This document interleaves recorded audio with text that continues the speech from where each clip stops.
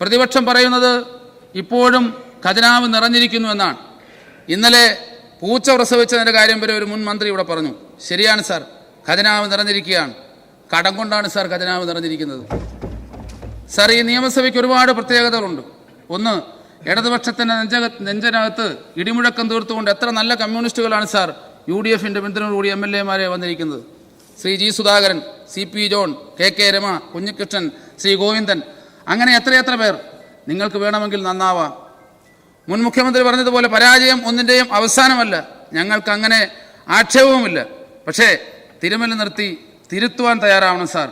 Sir, അടക്കത്തേങ്ങായിക്ക് ഉത കൊടുത്തിട്ട് ഒരു കാര്യവുമില്ല സാർ. ഇരുട്ടുകൊണ്ട് ഓട്ട അടച്ചിട്ടും ഒരു കാര്യവുമില്ല സാർ. കമ്മ്യൂണിസത്തെ അധികാരത്തിലെത്താനും അതിനുശേഷം ആ അധികാരത്തിൽ അള്ളിപ്പിടിച്ചിരിക്കാനുമുള്ള മാർഗമായി കാണാതെ കമ്മ്യൂണിസം ഒരു ജീവിത രീതിയാണെന്നും അതൊരു നിത്യജീവിത സമരമാണെന്നും കാണുവാൻ കമ്മ്യൂണിസ്റ്റുകൾ കഴിഞ്ഞെങ്കിൽ മാത്രമേ ഈ പ്രസ്ഥാനം കേരളത്തിൽ ഇനി ഉയർത്തെഴുന്നേൽക്കൂ സാർ.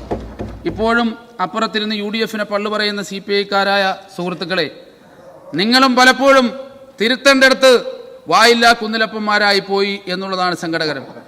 സാർ, അച്ചടി ഭാഷയിൽ ഇതിനകത്ത് വന്നിരുന്ന വർത്തമാനം പറഞ്ഞിട്ടോ പച്ചവെള്ളം ചവച്ചു കുടിക്കുന്നതായി അഭിനയിച്ച് കാണിച്ചിട്ടോ കാര്യമല്ല സാർ.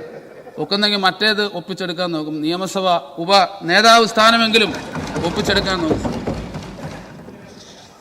സാർ. ചോറ് കൊടുത്തതിന് ചരിത്രത്തിലാദ്യമായി ഒരു വന്ധ്യവയോധിനായ കമ്മ്യൂണിസ്റ്റുകാരനെ ഒരു മന്ത്രിക്ക് ചോറ് കൊടുത്തതിന് പുറത്താക്കിയ ഏക പാർട്ടി CPI അല്ലേ സാർ?